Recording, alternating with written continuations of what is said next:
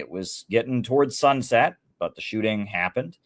And so I got in a taxi and I rushed to Manhattan to cover the shooting. And here is what we saw.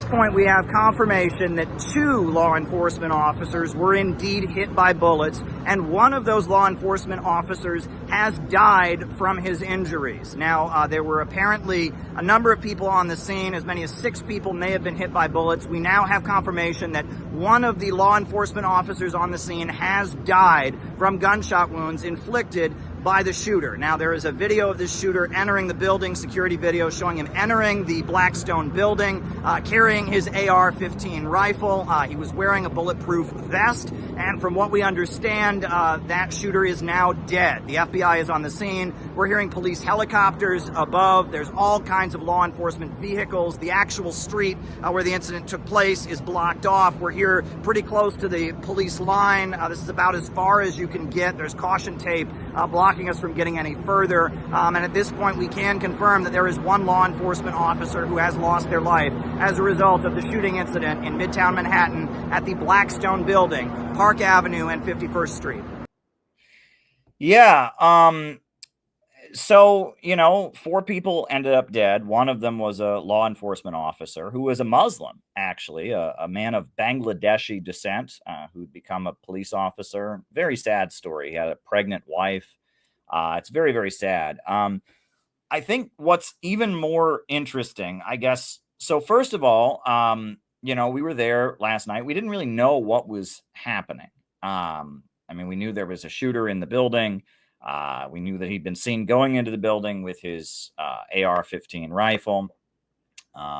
We knew that he, eventually he died. We heard first that it was one law enforcement officer had been hit. Then it was 2 law enforcement officers that had been hit. And then, one of the law enforcement officers died. 3 other people died. Yes, including the new CEO of Blackstone, a woman CEO of the Blackstone Corporation. Now, what's interesting is while this was happening, there was a swirl of disinformation. And that is probably the most important thing to remember about this case. It was all over social media that this was done by a pro-Palestine activist. And that was bullshit. It had nothing to do with that. The shooter was a former football player, and he was apparently trying to go to the NFL office. He had suffered a head injury and was having mental health issues, and he blamed the National Football League for this, and he wanted to take revenge on the NFL. He even had a suicide note in his back pocket saying that he wanted to take revenge on the National Football League. However, when I was in front of the building, no one knew that that was the case, and it was all over social media that this was done by pro-Palestine activists. It's really wild. It's really, really crazy. Out of conflicting information about the shooter.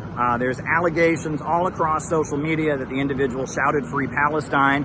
However, others are saying that that didn't happen, and it's not clear if there was a stated motivation. Now, what is clear is there were a couple individuals who were arrested on the scene wearing Free Palestine shirts. However, many reports indicate, and some of the eyewitnesses I spoke to indicate that they may have had nothing to do with the incident. They were simply in the area Free Palestine shirts. However, those individuals who were arrested, their faces are all across social media. It's not clear. There is conflicting information. Many people on the scene are saying they heard nothing related to Palestine or any other motivation on the scene. Others are saying that such things were heard. It's not clear. Social media has conflicting narratives, and people on the scene also have conflicting accounts of what took place. As of yet, there is no confirmation of any motivation on the part of the shooter. It had nothing to do with Palestine. Absolutely nothing to do with Palestine. It was a pissed off ex-football player going after the NFL. And yet it was all over social media. Laura Loomer tweeted out that the shooter was doing it to free Palestine and that he was a Mamdani supporter and this is Muslim terrorism in your city. And there were all these people tweeting out that this was done by pro-Palestine activists. And where is the apology, right? It wasn't. They were lying. Laura Loomer was lying.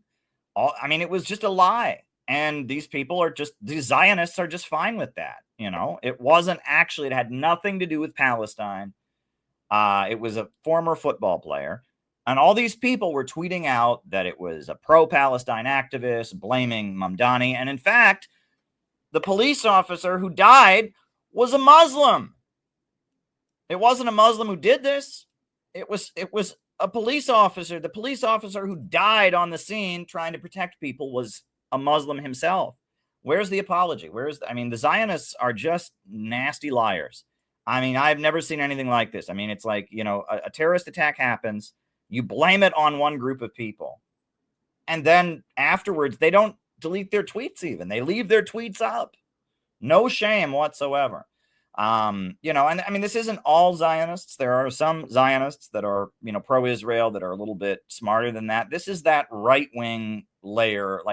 This is the Pamela Geller crowd. This is that, lower level real estate Zionist crowd that, that live in that area, right? 51st Street. This is, Midtown Manhattan. This is, getting up in the 50s, close to Central Park. It's those Zionists that live around there. They have absolutely no shame. I remember a few years back, it was actually a little while ago. It was maybe 11 years ago, 12 years ago, when I first moved to New York City. There was an Orthodox Jewish child that was abducted and disappeared, and the community was mobilizing to find him, and they eventually found him, and he'd been abducted by another Orthodox Jew, an Orthodox Jewish guy who was a child molester. And the guy was arrested, and the child had been murdered, and the guy was arrested. And Dov Hykind, who is a local Zionist extremist, former member of the Jewish Defense League, literally said on TV, "I wish an Arab had killed this child."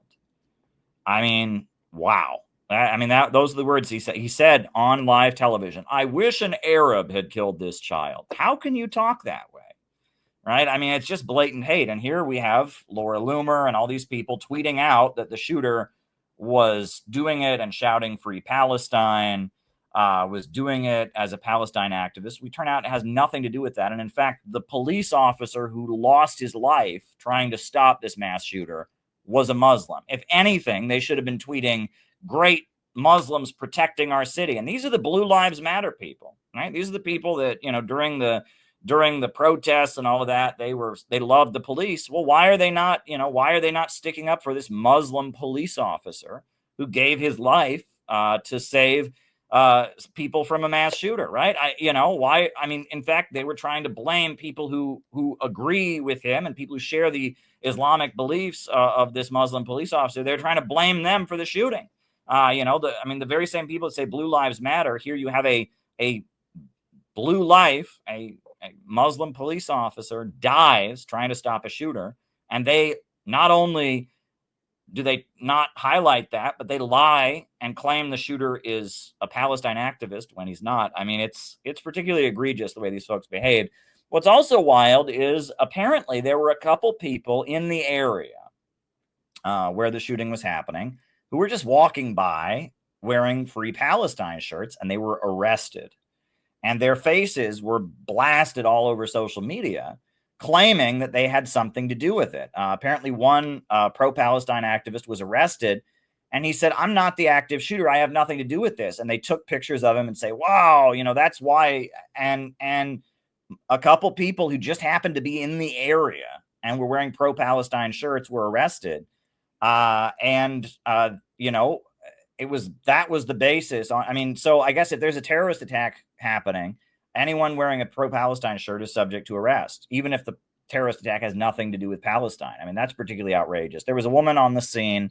She was pretty upset, but I briefly got her, reaction to this because she, I guess she knew one of the people who'd been arrested for wearing a pro-Palestine shirt.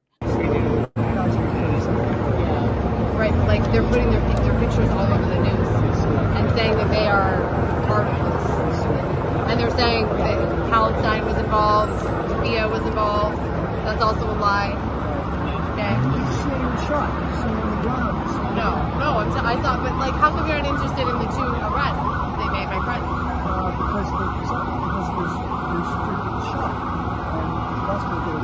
Yeah, this woman apparently was quite upset because They had just grabbed people that were wearing pro-Palestine gear, and because they were in the vicinity of a shooting incident, they assumed they were part of it. And then it got blasted. Their faces got blasted all over the media, saying that they had something to do with it when they didn't.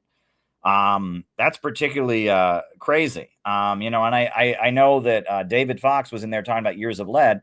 What's wild is this incident apparently had nothing to do with years of lead. This was a former football player who was angry at the NFL, had suffered very serious head injuries, and I guess he blamed the NFL or a former NFL player who had. It's a very unclear. I guess his suicide note said, the NFL made me drink antifreeze or something. It was very, very odd, very, very, very odd. Um, but it had nothing to do with that. But immediately, social media made it about something that was completely unrelated. That is very, very dangerous. And that goes, I mean, when we talk about years of lead, right? I mean, this is an incident, a horrific incident where somebody apparently, I mean, obviously the guy had serious head injuries. He had a grievance against the National Football League, whatever. I mean, it's a really sad situation. And he put on a bulletproof vest. He got his AR-15 rifle. He went into this building and he killed 4 people. He shot, I guess, maybe 6 people were injured. Were injured by his bullets or whatever. Shot in the back. I mean, he was just shooting people in the back in this very cowardly way. And he eventually killed himself once he was surrounded. Then he just shot himself. But it had nothing to do with politics. But they made it about politics, and they tried to blame the pro-Palestine movement on it, and that is very disturbing. Now, another thing, though, and Kinkle pointed this out, and I mean, I don't even know what to make of this. In addition to the Bangladeshi police officer who died, we understand that one of the victims was the CEO of Blackstone, which is the corporation that owns the building. Now, I guess that makes sense. It was the Blackstone building. There were many different companies and people headquartered there, including the NFL. Apparently, the guy got into the wrong elevator. He was trying to get to the NFL headquarters, but he got into the wrong elevator with his gun, and so he was kind of lost in the building. But what's interesting is apparently one of the victims was the CEO of this investment company, this investing firm. Now, what are the chances that New York City is a big city, and this building is a huge building, right? I mean, it's owned by Blackstone, the investment company, but what are the chances that of all, 4 people die, one of whom is a police officer, and among the other 3 people just happens to be the head honcho, the head CEO of the company? That is extremely odd, extremely odd. And people are pointing out this happened just a couple blocks away from where Brian Thompson, the CEO of United Healthcare, got killed, allegedly by Luigi Mangione. And so the internet is going wild with conspiracy theories now. And people are saying, what are the chances that the CEO of the company just happens to get hit, right? Totally random, right? And, of all the people in the building, I mean, that's very, very suspicious. And then they blamed it on Palestine, had nothing to do with Palestine. And then I guess it was about the NFL, but this guy, I guess, he got in the wrong elevator. You'd think the guy would, like, if he was going to, do a mass shooting and go out in a blaze of glory, you'd think he'd, like, get the right elevator or something. I agree, Funky. Something smells fishy. Something about this whole situation is weird. It's weird and doesn't make sense. And they tried to blame it on Palestine, and then they didn't. And the CEO of the company just happens to be one of the victims, and he was supposedly targeting the NFL because he had head injuries, but yet he wasn't in the right elevator. Something's off. Now, the other thing that people are mad about, I'll throw this out there, is that the shooter was African American, and it was all over the media. The picture of him went out, and they said he appears to be white. And a lot of people looked at the picture and said, no, he doesn't appear to be white. he was a black man. And so there's a lot of anger, and they're saying, oh, the newscasters couldn't say he was a black man. They were being politically correct. So they blamed white people for something that was done by a black man. I'm sorry, get over it. That's just, we got other shit to worry about. Okay. I looked at the picture. I didn't know what ethnicity the guy was. If some newscaster said he appears to be white and he didn't, I mean, in the spur of the moment, somebody looked at a picture. And who cares? Get over it. I'm sorry. That's dumb. The race of the guy is obviously not the issue. It might have been if he was an Islamic extremist or something like that. He clearly was not. It had nothing to do with Palestine and Gaza. So who cares? And I mean, okay, so some newscaster said he appears to be white. He wasn't white. All right, great. All right. That's what you're mad about. They literally blamed a political movement that had nothing to do with it. But you're mad that they said he appears to be white when he didn't, right? I mean, yeah, exactly. If he's black, he's black. Moving on. Like, who cares, right? And that's, Vivek Ramaswamy and all these people are like, oh my God, they blamed white people to be politically correct. Oh, blah, blah, blah, blah. It's like, grow up, please.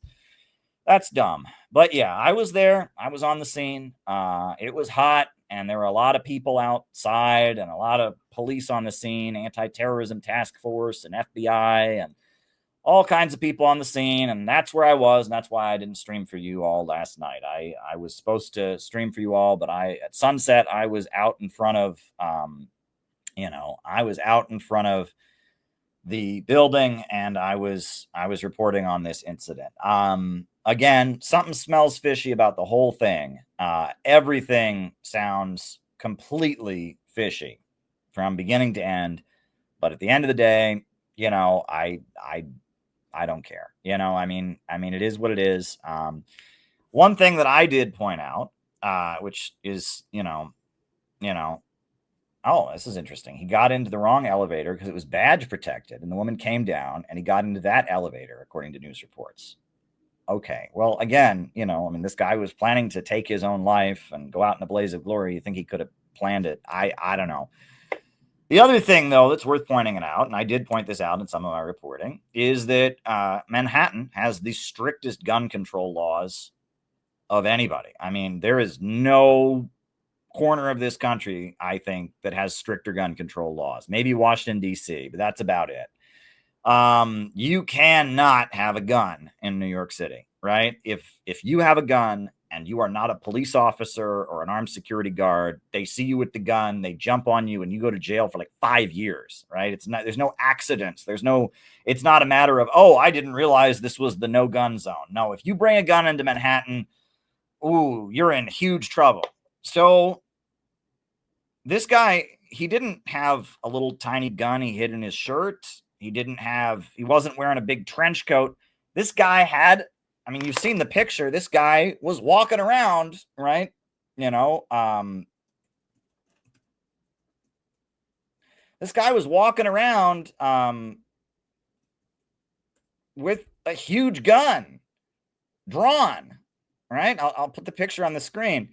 So that raises some questions, right? This guy, I don't know how he came. Did he come in a subway or... you cannot walk around New York City with a gun, right? You just can't, unless you're an armed security guard. Some of the strictest gun control legislation in the world. New York City, it is like, you just cannot even think about having a gun here.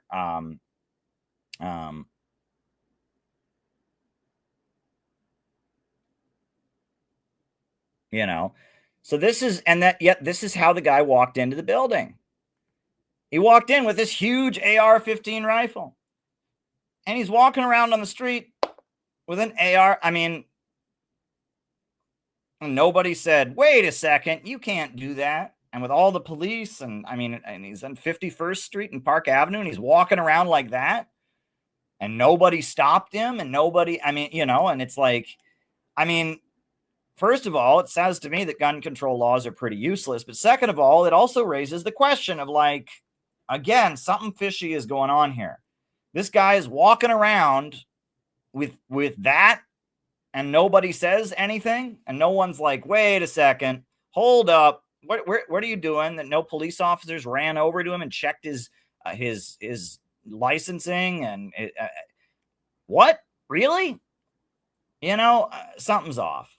Something's off about the whole thing. I mean, you know, I, I have a feeling that if I was walking around with one of those, I would be jumped in 2 seconds. So why was this guy walking around with one of those and was able to just walk into the building, get in the elevator? I mean, yeah, there you go. There you go. So a lot about the case doesn't really add up. And I mean, there's not much more I can say about it. I always tell people to be careful, in the conspiracy stuff, right? I know that the government lies about a lot of things. Conspiracies do take place, but you always got to be careful because the way you can be discredited is if you start talking about what did happen without sufficient evidence. And that's what I see a lot of, right? People start talking about what actually happened rather than just poking holes in the official story or asking questions about the official story. I mean, I just gave you the official story. It's viable. It's very possible. I mean, this guy apparently does have a record, former NFL player. NFL headquarters were in the building. I mean, there are a lot of very, very hateful Zionists who would blame this on Palestine, even though it had nothing to do with it. And they did apparently just arrest some Palestine people who happened to be in the area. That's pretty awful. So, I mean, the official story seems viable. There's some things that are a little fishy about it, especially the whole thing of he killed the CEO. That is like, how does that happen? Of all the chances, he happens to kill the CEO of the company. That's pretty weird. But other than that, you know, that's all we know. And if I start hearing saying, "Oh, well, this was the Illuminati and blah blah blah," and that's where people stop listening to you and you lose your credibility. So I warn people: don't start talking about things you don't know. Just point to what we do know and what seems a little bit off about it. And who knows? Who knows? This was a weird one. This was definitely a weird one. I think the whole city kind of doesn't even know what to think of it. It was very, very strange. You know, but hey, we lost a police officer. We lost a CEO just blocks away from, blocks away. I mean, there we go. All right.